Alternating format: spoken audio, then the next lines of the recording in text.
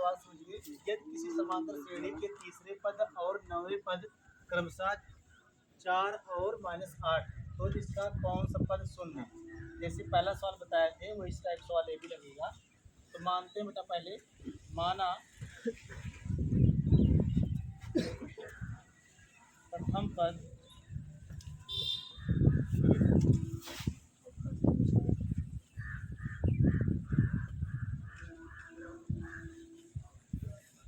ऋणांतर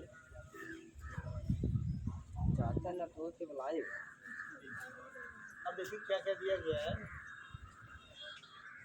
कि 3 बराबर दिया गया बेटा आपका 4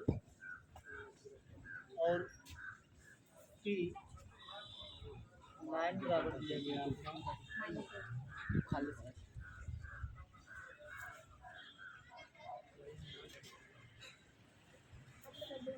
चलिए देखिए,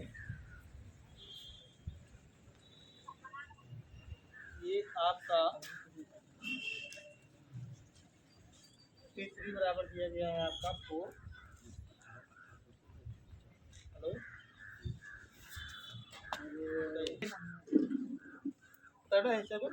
T3 बराबर दिया गया 4, T9 बराबर दिया गया -8 दिया।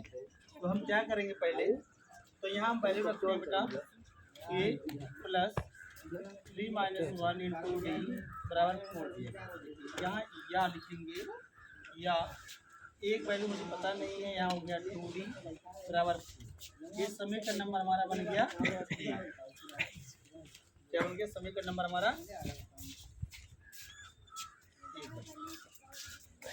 काम करते हैं बेटा, इसको देखिए यहाँ दिया गया था क्वेश्चन में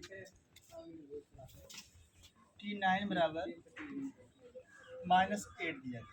T9 बराबर -8 दिया।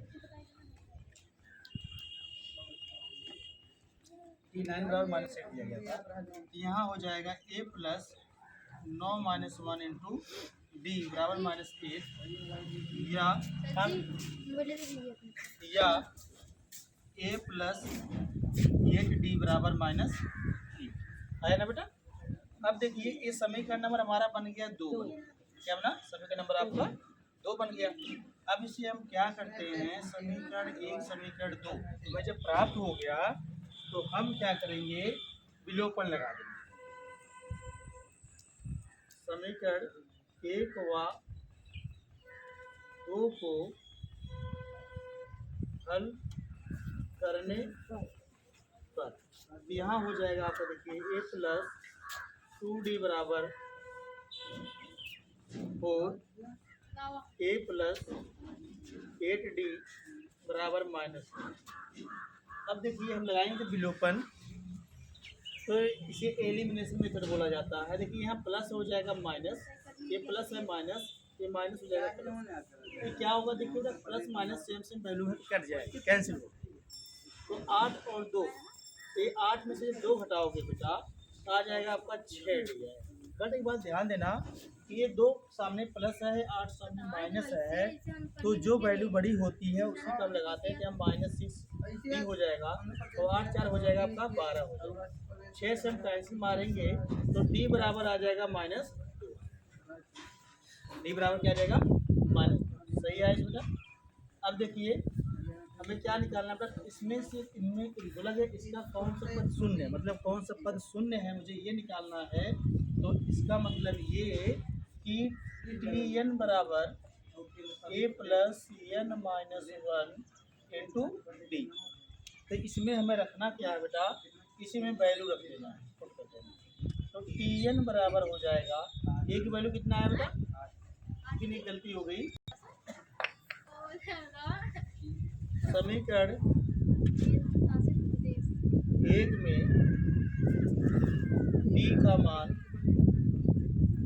रखने पर, तो यहाँ देखिए समीकरण 1 क्या बेटा आपका, a प्लस 2d बराबर 4। तो यहाँ a हो गया प्लस 2 हो गया -2 हो गया।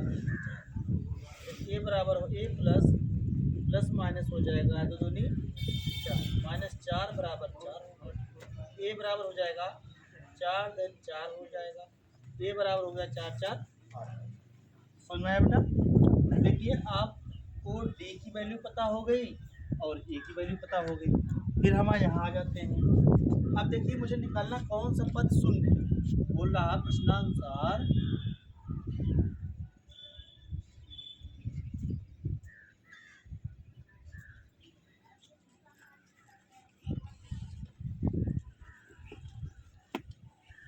माना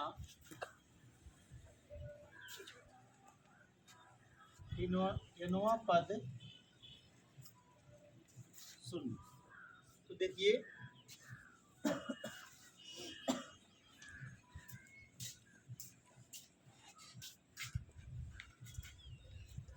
तो यहाँ हो जाएगा टी एन बराबर ए प्लस एन माइनस 1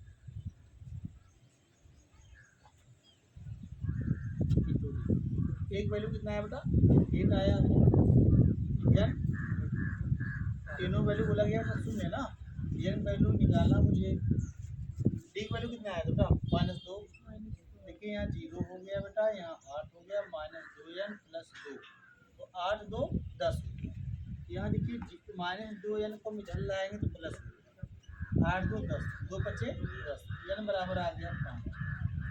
मतलब ये हुआ कि पांचवा पद या पांचवा टर्म क्या होता है? शून्य होता है। तो समझ में आया? इस बार फिर से समझ लीजिए। माना प्रथम पद ए है, सर्वांतर डी है और यहाँ T3 वैल्यू दिया गया 4 और T9 वैल्यू दिया गया 8 दिया गया। फार्मूले हम विस्तार करेंगे। a + 3 - 1 × d यहाँ रखने के बाद ये वैल्यू आएगा, समीकरण बनेगा, एक समीकरण यहाँ बनेगा। दोनों समीकरण को हम क्या करते हैं? घटा देते हैं, विलोम भी लगा देते हैं, हल कर देते हैं। डी की वैल्यू निकलेगा, डी से हम निकलेंगे समीकरण एक में रखेंगे तो प्रथम पद आ जाएगा। ये निकलने के बाद हमें बताया रहा क्वेश्चन में कौन सा पद शून्य है। मतलब टेनवा मानेंगे, टेनवा वैल्यू क्या आपका शून्य है। टी एन बराबर ए प्लस एन माइनस डी यहाँ मान रखने के बाद यहाँ 5 आ जाएगा। तो हम कह सकते हैं कि जो पाँचवा वैल्यू है आपका क्या होगा? शून्य होगा। आया बेटा?